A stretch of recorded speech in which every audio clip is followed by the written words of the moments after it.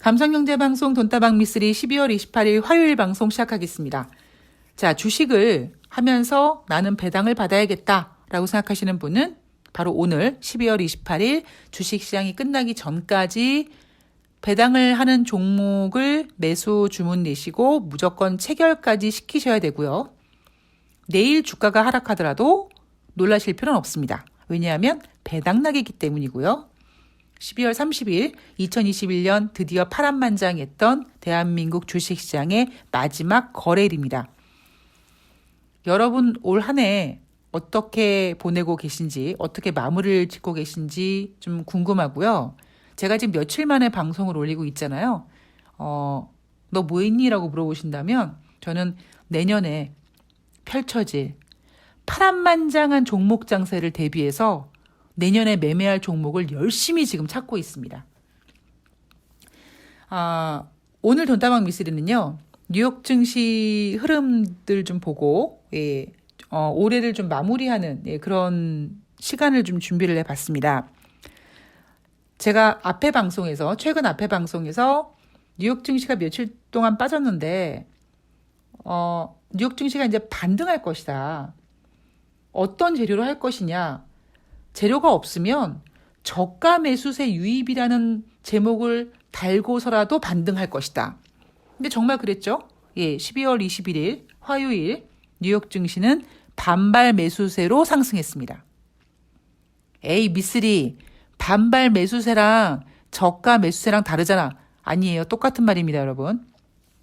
자, 그리고 12월 22일 수요일은 그 반발 매수세, 즉 저가 매수세로 반등시킨 그 분위기를 이어가고자 오미크론에 대한 우려가 다소 진정됐다라는 타이틀을 들고 뉴욕 증시는 반등세를 이어갑니다. 내용들은 이렇죠. 조 바이든 대통령이 오미크론이 지금 이렇게 우세종으로 확산되고 있지만 우리 미국은 작년 3월과 같은 전면적 봉쇄 조치로 돌아가지는 않을 것이다 라고 국민들을 안심시키는 발언을 했고요. 그리고 오미크론 중증 진행률이 델타보다 70%가량 낮다라는 연구 결과가 남아프리카 공화국과 영국 연구진을 통해서 밝혀졌다라는 내용이 보도가 됐습니다. 그리고 FDA가 화이자의 먹는 치료제를 긴급 사용 승인 허가를 했다. 이런 내용도 나왔죠. 제가 바로 앞에 방송에서 자, 우리 여러분 냉정하게 생각을 해봅시다. 오미크론이 맨 처음에 딱 생겼을 때 며칠 지나서 오미크론을 빨리 분석을 해봤더니 오미크론이 기존의 우세종으로 자리 잡고 있는 델타보다 전염성은 2배, 3배 큰 것 같은데 델타보다 증상은 훨씬 약하다. 그래서 어쩌면 우리 인류가 이제 코로나19를 감기처럼 함께 이제 가야 되는 이 시점에서 델타보다 증상이 약한 오미크론이 발생함으로써 그것이 인류의 축복이다. 이렇게 얘기한 연구가도 있었다라는 얘기를 했습니다.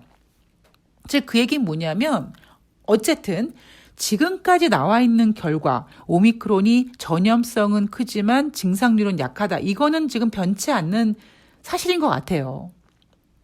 그런데 우리는 그동안 뉴욕 증시가 막 하락했을 때 오미크론이 증상이 영국에서 얼마가 늘고 미국에서 몇 주가 늘고 우린 그것 때문에 놀랄 필요가 없었다라는 겁니다. 왜?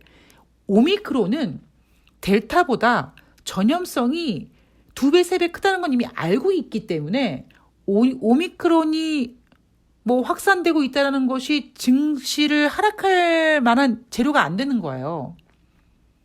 그게 제가 여러분 냉정하게 생각하십시오. 자, 그래서 이제 아마 뉴욕 증시는 저가 매수세가 유입이 돼서 반등할 겁니다라는 얘기를 한 겁니다. 21일 날 저가 매수세가 유입돼서 반등했고 22일 수요일 날은 저가 매수세 반등을 조금 더 이어가기 위해서 오미크론 확산이라는 재료를 조금 다소 안정시키는, 그러니까 확산세는 크지만 증상은 약하다라는 것을 다시 한번 확인시켜줬고요. 경제 쪽으로 보면 미국 대통령이 오미크론이 확산하고 있지만 작년 3월처럼 전면적인 봉쇄는 하지 않을 거다라고 안심시켰습니다. 그래서 이 바통을 이어받아서 뉴욕 증시는 상승한 거죠. 그리고 12월 23일 목요일 뉴욕 증시는 크리스마스 이브 전일 마지막 거래일에 산타랠리로 짠하고 아주 예쁘게 끝났습니다. 그리고 24일 날 금요일 날 뉴욕 증시는 휴장이었습니다. 23일 목요일, 그러니까 크리스마스 이브 전에 마지막 거래일에 산타랠리로 마감하면서 오미크론에 대한 위험성이 상대적으로 낮다는 연구 결과들이 계속 나오고 있다. 그리고 경제 지표가 계속 잘 나오고는 있는데, 그래서 인플레이션 우려감은 있지만 뉴욕 증시는 상승했다라는 거죠. 제가 여러분, 미국이 12월 달 FOMC 회의에서 내년에 3월 말에 테이퍼링을 종료하고 금리 인상을 몇 번을 할 것이며, 이거 시나리오를 내놓는 순간 미국은 인플레이션 우려라는 굉장히 무거운 짐을 내려놨다라는 얘기를 했습니다.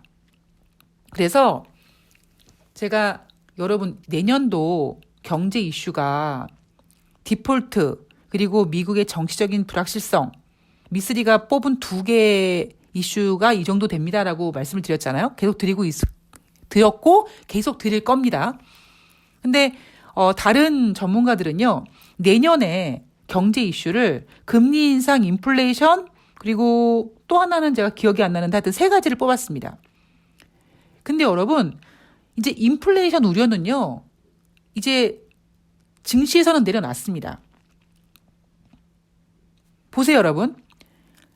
21일부터 그리고 지금 뉴욕 증시 기준으로 27일 월요일까지 발표되는 경제 지표가 다 최고치 몇십 년 만에 계속 이렇게 좋게 나오고 있습니다. 그런데 인플레이션 단어는 나오지 않아요. 왜?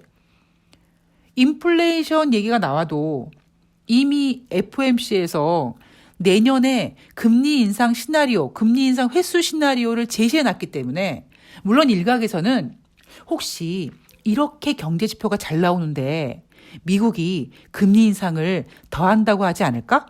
아니면 금리 인상 시기를 앞당기지 않을까? 그런 우려감이 있다라고 하지만 그거는 말도 안 되는 소리입니다.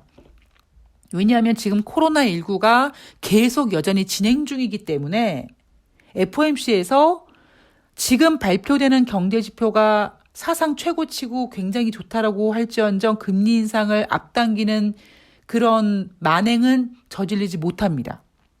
여러분, 냉정하게 제가 생각했을 때는요, 왜 지금 발표되는 경제 지표가 몇십 년 만에 사상 최고치를 갈아치우고 있음에도 불구하고 왜 이번 12월 FOMC에서 금리 인상을 못했을까요? 왜 금리 인상을 내년 5월 달로 쭉 딜레이 시켜놨을까요? 저는 이렇게 생각하는 거죠. 이유는 2015년 12월 달 그리고 2016년 1월 달의 학습 효과 때문이라고 생각합니다. 그때 사실요, 저도 놀랐고요.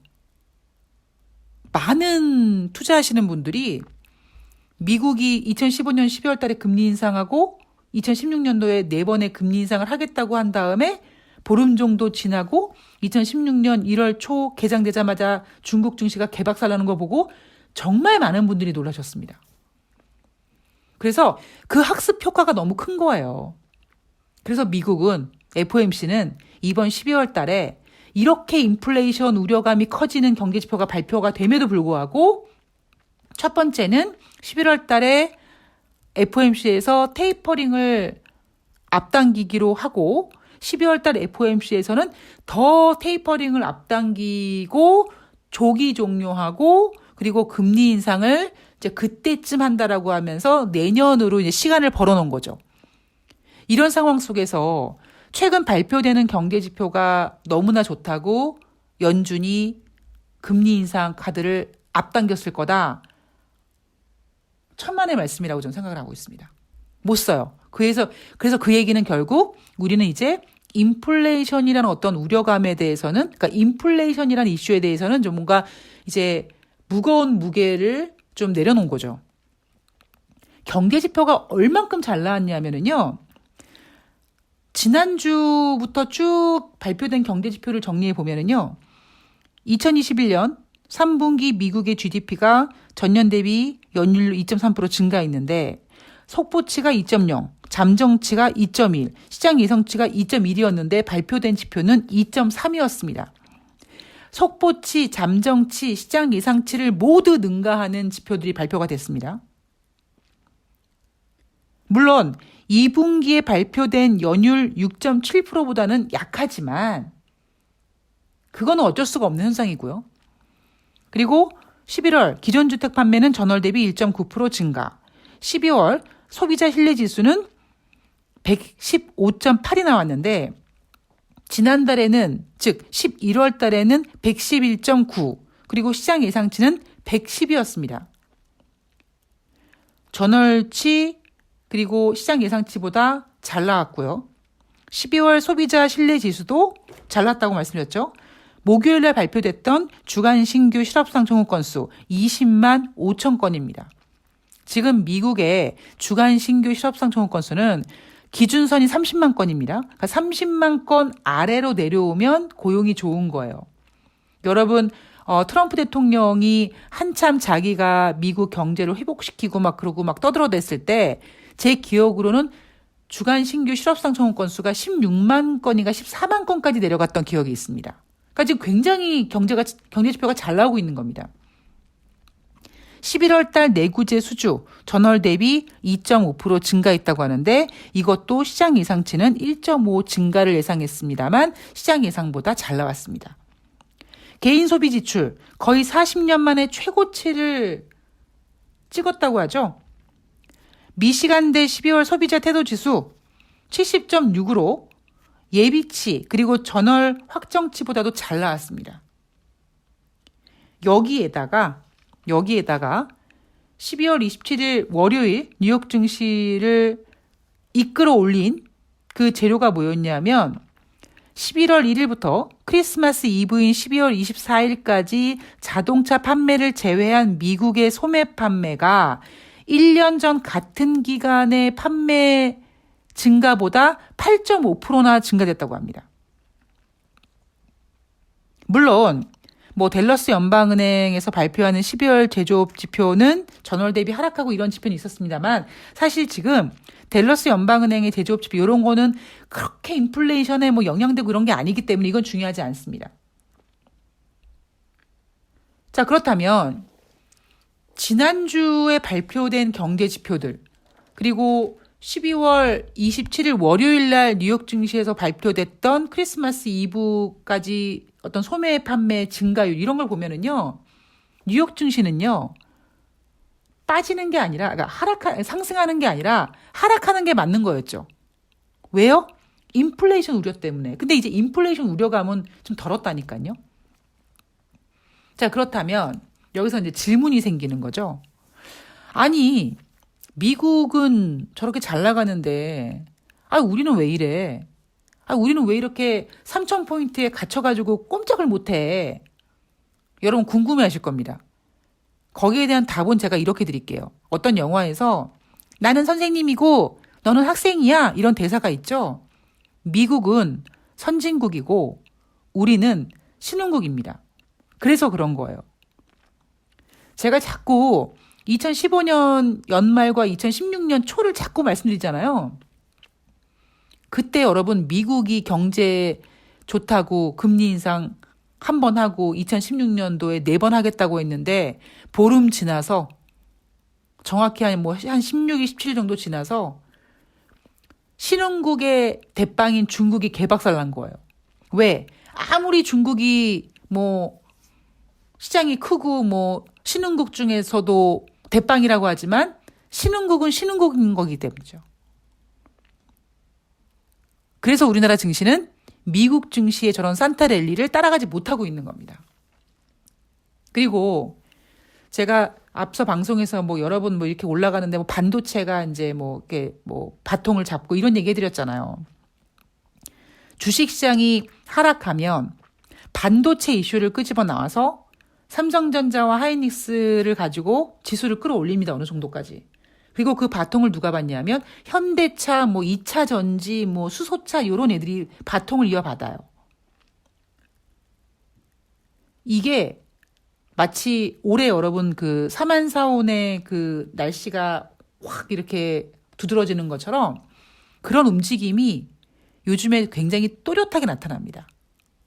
그러니까 지난주에 반도체 얘기 나오고 뭐 현대차 막 뭐 얘기 나왔다가 지금은 코스피 시장은 3,000포인트에 딱 가둬놓고 코스닥 시장은 열심히 움직이고 있잖아요. 그러니까 이런 움직임이 내년에 굉장히 많이 나타날 거라는 거죠.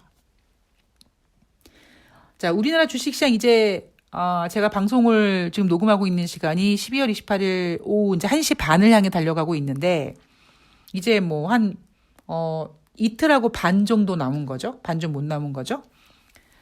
미국 같은 경우는 워낙 쓸카드들이 많아서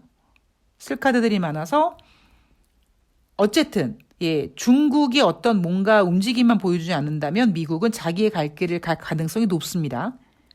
물론 또 미국도 많이 올랐으니까 조정받아야죠. 여러분들이 주식시장에서 가장 잊지 말아야 될 마인드가 뭐냐면 인생이 언제나 잘 나가지 않는 것처럼 오르막길 내리막길이 있는 것처럼 주식도 똑같다라는 겁니다. 그러면 이런 생각을 하셔야 되는 거죠. 그래, 미국이 이렇게 올랐어. 너무 많이 올랐어. 열기가 좀 뜨거워. 그럼 식힐 텐데 어떤 재료를 가지고 식힐까라는 거를 고민해 보셔야 되고 그 재료가 얼만큼 클지 그게 아주 정말 MSG처럼 아름다운 조정을 만들 수 있는 재료가 되는 건지 아니면 생각보다 너무나 큰 뭔가 악재가 터질지 우리는 그걸 계속 염두에 둬야 된다는 겁니다. 자, 어쨌든 2021년 마지막 주식시장 같은 경우에는 뭐 우리나라 같은 경우는 지금 오늘까지 이제 주식을 매수해야지만 배당을 받는다라고 하니까 지금 매수세가 들어오고 있는 거고요. 기관 중심으로 매수세가 들어오고 있고요. 미국 주식 같은 경우에는요. 연말에 되면 이 주식 브로커들, 그러니까 펀드 매니저들이 긴 휴가에 들어갑니다. 그러니까 거래가 굉장히 한산해지는 거죠. 그리고 주요 경제 지표도 별로 없습니다. 물론 뭐 이날 월요일에 발표된 댈러스 연방은행 제조업 지수처럼 리치먼드 연방 제조업 지수도 있고 또 목요일 날 되면 주간 신규 실업상 청원 건수가 발표가 됩니다만 사실 이 경제 지표보다 더 이제 우리가 예민하게 체크해야 되는 거는 바로 내년 2022년 1월 초에 발표되는 미국의 12월 고용지표입니다. 그래서 아마 남은 시간 동안 미국은 특별한 문제가 없는 한 이렇게 훈훈하게 끝낼 가능성이 크고요. 여러분들께서 염두에 두셔야 될 거는 우리는 신흥국이고요. 미국은 선진국입니다. 미국의 금리 인상은 절대 신흥국에게 유리할 수가 없고요. 중국이 지금 너무나 조용하죠, 여러분. 그 부분에 대해서 항상 조심히 매매를 하셨으면 좋겠습니다. 제가 내년에 정말 화려한 종목 장세, 제가 지금까지 뽑은 종목이 한 120개 정도 되거든요. 그러면 여러분들께서 야, 종목을 지금 왜 뽑아라고 하실 텐데요. 제가 매매하는 방법은 이렇게 종목을 이제 이렇게 뽑히는 대로 이제 뭐 100개든 200개든 뽑아가지고 그 종목을 되게 이제 폭넓고 깊이 들어가는 거죠. 그래서 그 종목들과 익숙해지는 겁니다. 이 녀석은 이런 패턴으로 움직이는구나. 이 녀석은 예를 들면 주포가 이렇게 관리하는구나. 이제 그런 어떤 그 흐름을 파악해서 이제 포트폴리오가 아니라 관심 종목에 이제 보관해 놓고 계속 이제 움직임을 돌려보는 거죠. 그런 과정이 좀, 진행이 될 건데, 글쎄 여러분, 방송을 통해서 제가 종목 추천을 해드릴 수는 없습니다. 왠지는 아마 여러분들이 더 잘 아실 거라고 생각이 듭니다. 여하튼, 제 계획을 말씀드렸고요. 만약에 저와 함께하고 싶으신 분은, 이메일 보내주시면 될 것 같습니다. 제가 뭐 내년에 매매할 종목도 뽑지만 이제 올해 매매했던 종목들을 다시 한번 이렇게 돌려보거든요. 그러니까 다시 한번 돌려보면서 이 녀석을 내년에도 가져갈 수 있는지 없는지, 이 종목은 버려야 되는지 말아야 되는지 이제 이거를 좀 쭉 한번 정리를 하고 가고 있는 중인데, 사실 올해 저는 개인적으로 좀 아쉬운 부분이 좀 많거든요. 그런데 그거는 그래 올해 시황이 미쓰리가 매매하기에는 좀 어려운 시황이었으니까 그렇다라고 그냥 스스로 위로하면서 그냥 넘기기로 했습니다. 그러니까 여러분들도 늘 말씀드리지만 내가 매매를 그동안 잘 못했어.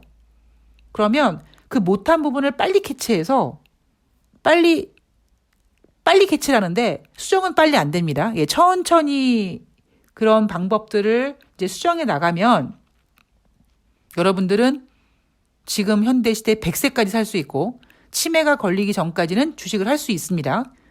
따라서 빨리 버릇을 고치는 게 아니라 천천히 버릇을 매매 법칙을 매매 방법을 잘 고치셔서 남은 시간 동안 내가 가급적이면 실수라든가 잘못된 방법으로 손해보는 일보다는 내가 제대로 매매 타이밍을 잡고 수익을 꾸준히 낼 수 있는 쪽으로 확률을 높이시면 되는 겁니다. 그러면 주식은 도박이 아니라 투자고요. 굉장히 재미있는 놀이터라고 저는 생각을 합니다. 그러니까 여러분들도 저처럼 그런 마인드를 갖게 되는 그런 날이 오시길 바라고, 그런 날이 오실 수 있도록 미쓰리가 재미있게 최선을 다하도록 하겠습니다. 자, 저는 다음 방송에서 뵙도록 하겠습니다. 좋은 하루 되세요. 고맙습니다.